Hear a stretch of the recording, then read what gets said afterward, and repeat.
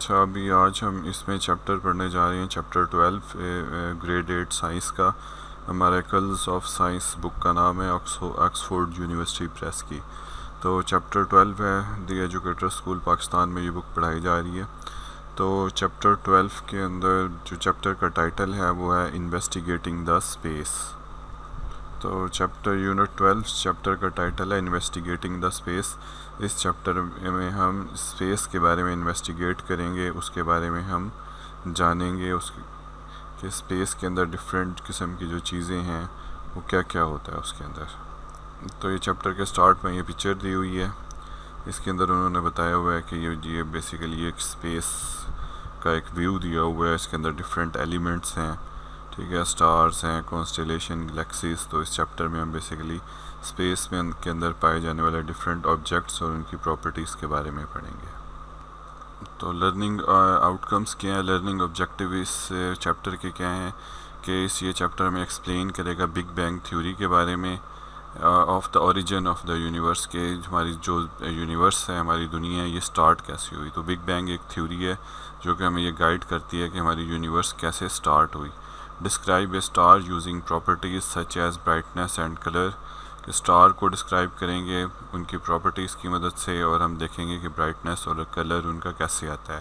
Identify the bodies in space that emit and reflect light. ऐसी bodies को identify करेंगे space में जो कि लाइट को रिफ्लेक्ट करती हैं या लाइट को एमिट करती हैं। Suggest the safety method to use when observing the sun. कि हमें क्या सेफ्टी मेथड्स को हमें यूज़ करने चाहिए जब हम सन को ऑब्ज़र्व कर रहे हों, जब हम सन को देख रहे हों। अच्छा, इस चैप्टर में हम define the terms star, constellation, galaxy, Milky Way and black holes. इन टर्म्स को हम डिफ़ाइन करेंगे इस चैप्टर में। Explain the types of galaxies, और इसके अलावा हम explain the birth and death of our sun. Evaluate the scientific theories of the origin of the universe. Origin of universe का मतलब ये है कि हमारी ये कायनात, हमारी ये दुनिया कैसे बनी। इसके बारे में साइंटिस्ट ने डिफरेंट किस्म की थ्योरीज दी हैं, तो हम उन थ्योरीज को स्टडी करेंगे कि ये हमारी कायनात कैसे बनी। Identify the major constellations visible at night in the sky. हम आइडेंटिफाई करेंगे मेजर कॉन्स्टिलेशंस। कॉन्स्टिलेशंस मींस के सितारों की कलेक्शन जो कि विजिबल होती है नाइट को स्काई में। Describe the formation of black holes, के ब्लैक होल्स की फॉर्मेशन कैसे होती है, ब्लैक होल्स कैसे बनते हैं। Explain the working of A telescope, के एक टेलीस्कोप किस तरह से वर्क करती है। अच्छा, ये पहला टॉपिक है हमारे पास, व्हाट इज़ स्पेस, कि स्पेस क्या होती है। Space is emptiness. स्पेस बिल्कुल एक खला का नाम है। It is black because it has no lights of its own. इसकी अपनी कोई लाइट नहीं होती, इसी वजह से ये ब्लैक है। It is neither hot nor cold, ना तो ये ठंडी है ना ये गर्म है। And there is no air और वाटर इन स्पेस, और स्पेस के अंदर कोई वाटर या एयर कुछ भी नहीं है। However there are billions and billions of stars. ठीक है, इसके अंदर बिलियंस ऑफ स्टार्स होते हैं। Huge clouds of dust and gas और डस्ट के बहुत बड़े बड़े इसके अंदर क्लाउड्स होते हैं। And meteoroids rocks hurtling through the space. और इसके अलावा मेटीरियोइड्स और जो रॉक्स हैं, छोटे छोटे पत्थर जो हैं, ये स्पेस के अंदर घूम रही होती हैं। और क्या होता है इसके अलावा स्पेस में, waves of light from stars, के जो लाइट की वेव्स हैं वो स्टार्स से ट्रैवल करती हैं स्पेस के अंदर। आपको पता है कि जो स्टार्स हैं ये लाइट एमिट करती हैं, लाइट छोड़ते हैं, तो वो जो लाइट निकलती है वो बेसिकली स्पेस के अंदर ट्रैवल करती है। तो क्या होता है कि लाइट के बहुत छोटे छोटे से इनविजिबल पार्टिकल्स होते हैं जो कि स्पेस के अंदर मूव करती हैं। So the waves of light from stars travel through it and the invisible particles move about in it. ठीक है, और जो लाइट के वो छोटे से टाइनी पार्टिकल्स हैं वो स्पेस के अंदर मूव करते हैं। अच्छा, ये हमारे पास नेक्स्ट है वेव्स फ्रॉम स्पेस, के जो स्पेस के अंदर क्या होता है, वेव्स होती हैं। Space is full of waves. जो स्पेस एक कंटेनर है जो कि वेव्स से पूरा भरा हुआ है। ठीक है। These are waves of radiation. तो ये वेव्स किस चीज़ की होती हैं? ये रेडिएशन की वेव्स होती हैं। आपने पहले पिछले चैप्टर्स में, पिछली क्लासेस में पढ़ा था कि वेव्स क्या, साउंड की भी वेव्स हो सकती हैं, ठीक है। इसी तरह से लेकिन जो स्पेस के अंदर जो वेव्स होती हैं वो रेडिएशन की वेव्स होती हैं। तो रेडिएशन क्या चीज़ है? जो रेडिएशन एक स्ट्रीम है टाइनी बिट्स ऑफ आइटम्स की, ठीक है। स्ट्रीम के मतलब क्या है कि एक स्ट्रीम है, ठीक है, जो कि छोटे छोटे एटम्स से मिलकर बनी है और ये ट्रैवलिंग एट ट्रेमेंडस स्पीड, जो कि बहुत तेज़ स्पीड के साथ ट्रैवल करती है स्पेस के अंदर, ठीक है। रेडिएशंस क्या हैं? आप यूँ समझ लें कि बहुत तेज़ी से निकलती हुई लाइट है, ठीक है, जो कि स्पेस के अंदर ट्रैवल करती है बहुत ही ज़्यादा स्पीड के साथ। तो radiation is a stream of tiny bits of items travelling at tremendous speed. Radiation is give off by most things in space. जो रेडिएशंस हैं, गिव ऑफ का मतलब होता है कि निकलती हैं most of the things in the space, जो कि स्पेस के अंदर जो डिफरेंट चीज़ें पाई जाती हैं उनमें से ये रेडिएशंस निकलती हैं। रेडिएशंस का मतलब क्या है? बहुत तेज़ लाइट्स निकलती हैं। और स्पेस के अंदर क्या क्या चीज़ें पाई जाती हैं जिसमें से ये रेडिएशंस निकलती हैं? स्टार्स, कोसार्स, प्लैनेट्स एंड न्यूबेला, ठीक है। ये 3-4 चीज़ें हैं जो कि स्पेस में पाई जाती हैं और इसमें से रेडिएशंस निकल रही हैं और पूरी स्पेस के अंदर फैल रही हैं। तो जब ये पूरी स्पेस के अंदर फैल रही हैं तो हमारी अर्थ भी इसी स्पेस के अंदर है, तो ये रेडिएशंस तब सारी की सारी ट्रैवल करके हमारी अर्थ के पास भी आती हैं। तो ये बता रही हैं कि radiations comes to the earth in the form of heat, light, radio waves, X rays, cosmic rays and gamma rays, ठीक है। तो साइंटिस्ट ने क्या किया, इन जो डिफरेंट किस्म की रेडिएशंस आ रही हैं उसकी उन्होंने इस रेडिएशंस के अंदर डिफरेंट चीज़ों को आइडेंटिफाई किया कि ये रेडिएशन, आने वाली लाइट को एक नाम तो दे दिया है, लेकिन फिर उन्होंने फर्दर इसको एनालाइज किया कि ये जो रेडिएशंस आ रही हैं इसके अंदर और क्या क्या चीज़ें हैं। तो ये उन्होंने देखा कि उसके अंदर हीट होती है, लाइट होती है, रेडियो वेव्स होती हैं, एक्स रेज होती हैं, कॉस्मिक रेस होती हैं और गैमा रेस होती हैं। तो इन सब चीज़ों को अगर इकट्ठा करें और इनको एक नाम दिया हुआ है कि ये रेडिएशंस हैं, ठीक है। तो क्या होता है कि अब हमने पढ़ा, पिछली क्लासेस में पढ़ा कि जब ये तमाम चीज़ें ट्रैवल करके अर्थ के पास आईं तो अब अर्थ के इर्द गिर्द एक एटमॉस्फेयर बना हुआ है, ठीक है, एक एनवेलप बना हुआ है। तो earth atmosphere shuts out some of these things. तो अर्थ का एटमॉस्फेयर इनमें से रोक लेता है बहुत सारी हार्मफुल चीज़ों को, ठीक है, फिल्टर करता है। Otherwise they could be very harmful for all living things on earth. Otherwise ये तमाम की तमाम चीज़ें लिविंग थिंग्स जो कि अर्थ पर हैं उनके लिए बहुत ज़्यादा हार्मफुल होती हैं। अच्छा, ओरिजिन ऑफ यूनिवर्स का मतलब होता है कि हमारी जो यूनिवर्स है ये कहाँ से आई, या ये हमारी यूनिवर्स कैसे बनी। क्योंकि इंसान, जब ये यूनिवर्स बनी थी, जब ये पूरी कायनात बनी थी, उस वक्त कोई भी इंसान नहीं था। तो साइंटिस्ट ने गेस किया हुआ है, साइंटिस्ट ने थ्योरीज बनाई हुई हैं कि हमारी अर्थ इस तरह से स्टार्ट हुई होगी, ठीक है। तो वो डिफरेंट किस्म की थ्योरीज, डिफरेंट किस्म के गेस एग्जिस्ट करते हैं साइंटिस्ट के नज़दीक, जिसमें उन्होंने बताया है कि हमारी जो यूनिवर्स है, हमारी जो कायनात है, ये इस तरह से बनी होगी। अच्छा, ये जो पहली जो थ्योरी है, या कह सकते हैं कि जो पहला जो गेस है, इस गेस का नाम उन्होंने रखा हुआ है बिग बैंग थ्योरी। तो this theory suggest that the universe began about 10,000 million years ago with an enormous explosion. तो इस थ्योरी के मुताबिक साइंटिस्ट ये कहते हैं कि ये हमारी जो यूनिवर्स है तकरीबन 10 मिलियन ईयर्स अगो पहले ये बनी थी। और ये कैसे बनी थी? एक बहुत बड़ा इनॉर्मस एक्सप्लोजन हुआ था, एक बहुत बड़ा धमाके से ये बनी थी, ठीक है।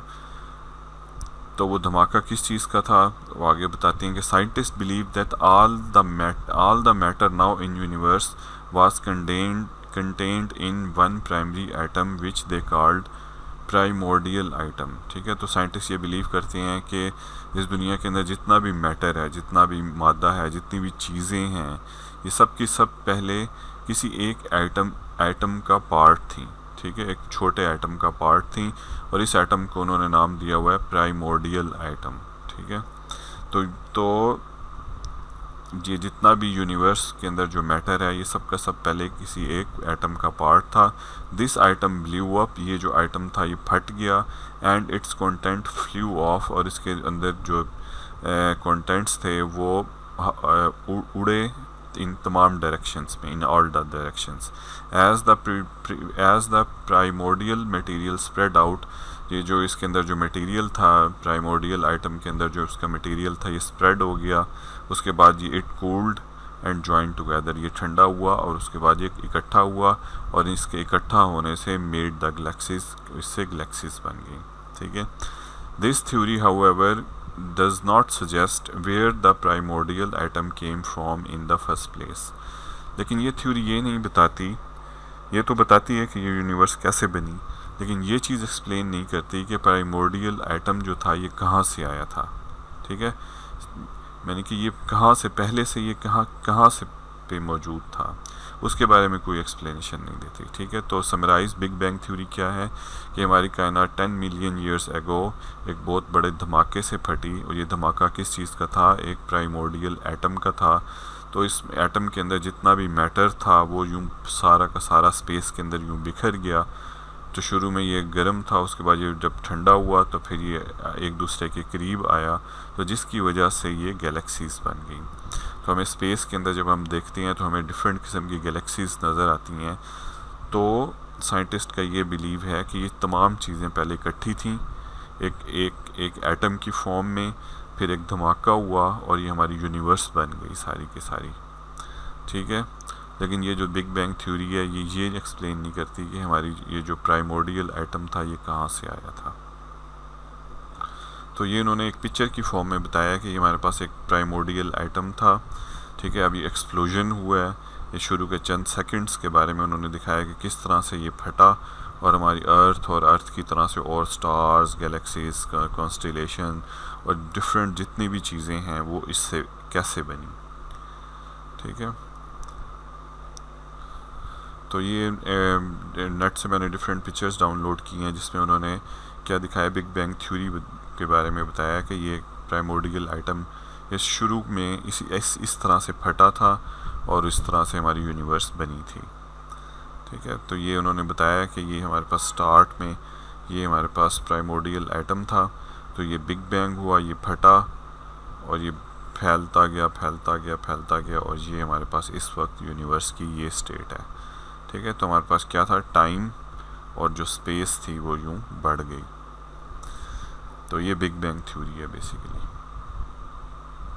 ठीक है, ये भी पिक्चर सेम उसी चीज़ को एक्सप्लेन कर रही है, ये पिक्चर भी उसी चीज़ को एक्सप्लेन कर रही है। आप इसमें देख सकते हो कि हमारे पास ये एक एक्सप्लोजन हुआ है, एक कोई चीज़ फटी है और उससे डिफरेंट गैलेक्सीज बनी हैं, और ये जो आपको लाइट नज़र आ रही है ये बेसिकली रेडिएशंस हैं। ठीक है, इसके अंदर हीट भी है, लाइट भी है और डिफरेंट किस्म की वेव्स भी हैं। तो ये निकल रही हैं इन स्टार्स के अंदर से भी, और इस हमारी यूनिवर्स के अंदर ये हमारे पास जो लाइट का जो फैक्टर है ये बेसिकली रेडिएशंस हैं। अगर ये रेडिएशंस ना होती हमारी यूनिवर्स में तो हमारी जो यूनिवर्स थी ये बिल्कुल डार्क होती। तो ये रेडिएशंस ही हैं जिसकी वजह से हमारी जो यूनिवर्स है ये लाइटेंड है। तो हमारी अर्थ भी एक हमारे पास एक वो है, एक हमारा एक प्लेनेट है, इसके ऊपर सन की रेडिएशंस आ रही हैं। सन एक स्टार है, तो इस तरह के बिलियंस ऑफ स्टार इस यूनिवर्स में एग्जिस्ट करती हैं।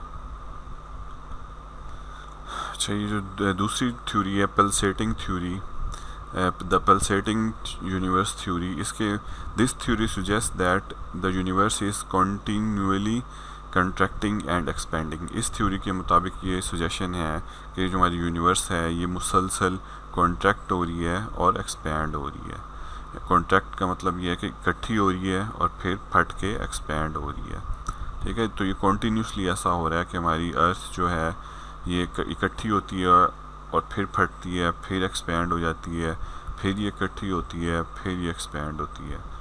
तो when the universe has expanded to a certain size, जब हमारी यूनिवर्स जो है, जब इसके अंदर जो डिफरेंट गैलेक्सीज जो हैं जब वो फटती हैं तो एक ख़ास साइज़ तक जाने के बाद ये फिर श्रिंक होना शुरू हो जाती हैं, ठीक है, कॉन्ट्रैक्ट होना शुरू हो जाती हैं, वापस एक दूसरे के अंदर आना शुरू हो जाते हैं।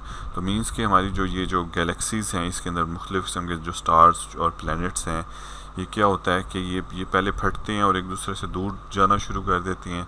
फिर जब एक ख़ास सर्टन साइज़ तक ये काम हो जाता है तो फिर ये स्टार्स और प्लैनेट फिर एक दूसरे के करीब आना शुरू हो जाते हैं और फिर आकर एक दूसरे के करीब आते हैं और फिर धमाका होता है और ये फिर फैल जाते हैं।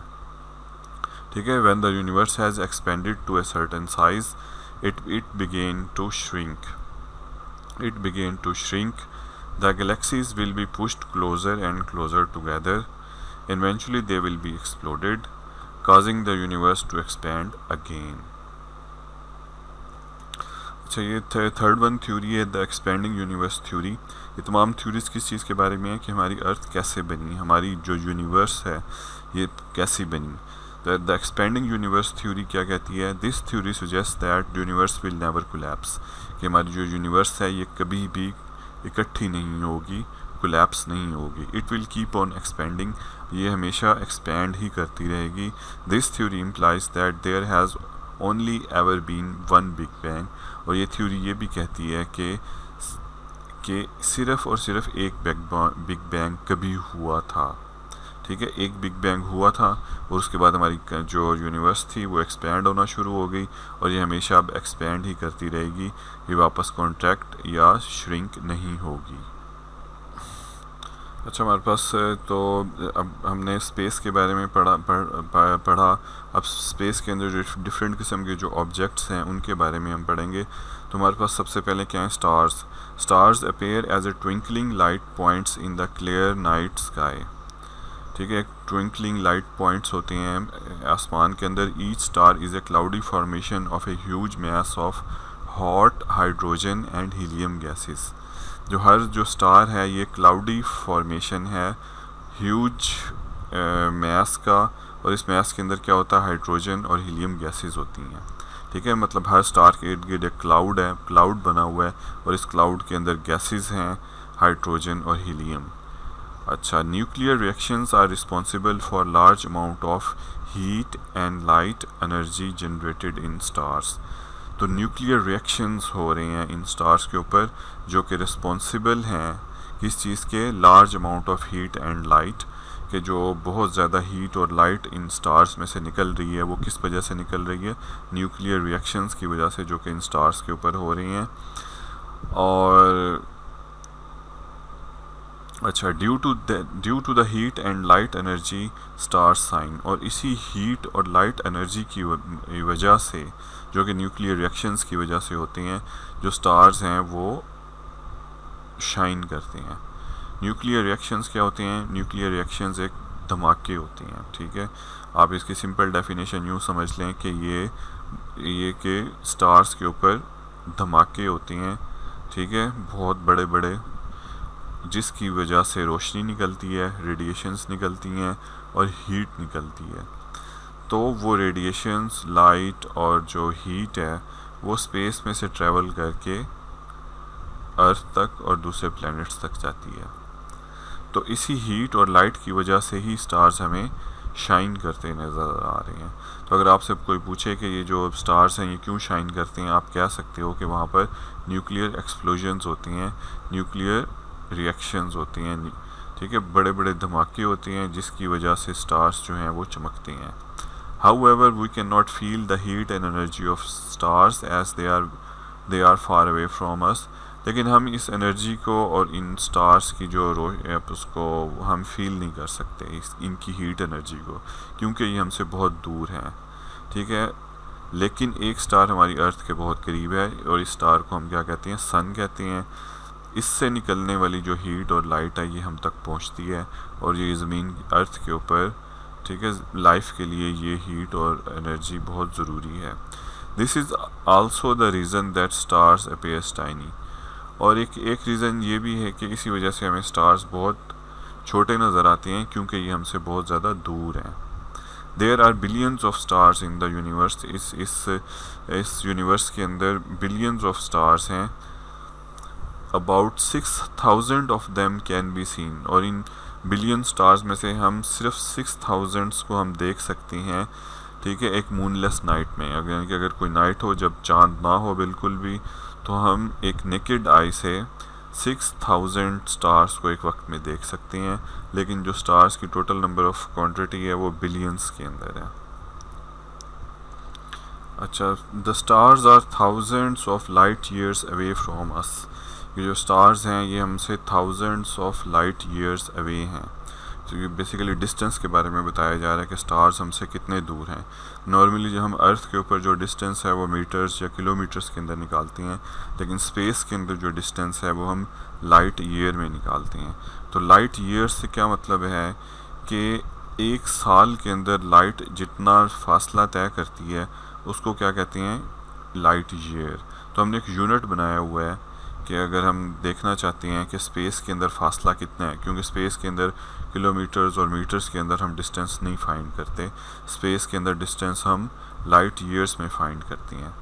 ठीक है, तो उसके लिए हमने एक यूनिट बनाया है कि एक लाइट एक साल में जितना फासला तय करती है ये हमारा एक यूनिट है, लाइट ईयर। ठीक है, फॉर एग्जांपल अगर हम कहें कि हमारा ये एक स्टार है, ये अर्थ से 10 लाइट ईयर्स के फासले पर है। इसका मतलब ये है कि अगर हम अर्थ से लाइट भेजें इस स्टार तक, तो उसका जो फासला है वो 10 ईयर्स में अगर वो लाइट वहाँ तक पहुँचेगी, इतना फासला है दो स्टार्स के दरमियान। फॉर एग्जांपल एक स्टार ए है, एक स्टार बी है। ठीक है, तो स्टार ए से लाइट हमने एक टॉर्च से एक लाइट भेजी और वो लाइट ट्रैवल करती करती करती जब दूसरे स्टार तक पहुंची है तो 10 इयर्स गुजर गए हैं। ठीक है, तो हम डिस्टेंस इस तरह से मेजर करते हैं स्पेस के अंदर के लाइट ईयर्स में। हम कहते हैं कि कोई भी एक स्टार दूसरे स्टार से कितना दूर है, तो हम कहते हैं कि इतने लाइट ईयर्स अवे है उससे। ठीक है, हम कहेंगे अर्थ का और सन का फासला कितना है, हम कहेंगे कि इतने लाइट ईयर्स है। ठीक है, इसी तरह से हमारे इर्द गिर्द जितने भी रात को जो स्टार्स हमें नज़र आते हैं, ये बेसिकली बहुत साल पहले ये चमक के अपनी जगह को तब्दील कर चुके हैं। ठीक है, लेकिन वो लाइट उन्होंने एक छोड़ी हुई है और वो हमारे तक आ रही है वो लाइट, राइट। तो ये क्या है, ये वो लाइट हमारे पास हमें बताती है कि यहाँ पर जो स्टार्स थे, लेकिन वो स्टार्स चमक कर अपनी उन्होंने जगह चेंज कर ली है, लेकिन वो लाइट वहाँ से चली हुई है और वो एक ख़ास टाइम गुजरने के बाद हम तक पहुँच रही है। ठीक है, तो 1 लाइट ईयर कितने हैं कि स्पीड ऑफ लाइट कि स्पीड कितनी है लाइट की, यानी कि 1 सेकंड में लाइट कितना डिस्टेंस तय करती है, तो वो है तकरीबन 3 × 8 मिली सेकेंड्स। इतने मीटर्स पर सेकंड एक सेकंड में लाइट डिस्टेंस ट्रैवल करती है। तो एक साल में कितनी करेगी, तो एक साल के अंदर number of seconds in a year वो हम निकालेंगे कि 365 को 24 से मल्टीप्लाई किया, फिर 60 और 60 से मल्टीप्लाई किया, तो ये एक साल के अंदर सेकंड्स निकल आए। तो ये हमारे पास बेसिकली क्या है, 1 लाइट ईयर में इतने मीटर्स होते हैं। ठीक है, 9.46 × 10⁻15, यानी कि 10 के आगे हमने और 15 ज़ीरो लगाने हैं। ठीक है, तो ये बहुत बड़ी मीटर्स के अंदर ये बन जाएंगे। अच्छा, ये उन्होंने एक अमेजिंग फैक्ट बताया है कि नॉर्मली क्या होता है कि हम रेड कलर यूज़ करते हैं हॉट चीज़ों के लिए और ब्लू कलर यूज़ करते हैं कूल चीज़ों के लिए, लेकिन हम जो स्टार्स हैं उनके साथ ऐसा नहीं है। हमें स्काई के अंदर जो इसका रिवर्स है स्टार्स के केस में, तो हमें जो रेड स्टार्स नज़र आती हैं स्काई में वो कूलेस्ट हैं, वो ठंडे हैं। ठीक है, और जो हमें ब्लू स्टार्स नज़र आती हैं वो हॉटेस्ट हैं। ठीक है, रेड स्टार्स जो हैं वो कूल हैं और जो ब्लू स्टार्स जो हैं वो हॉट हैं। तो ये रिवर्स है थोड़ा सा इस मामले में।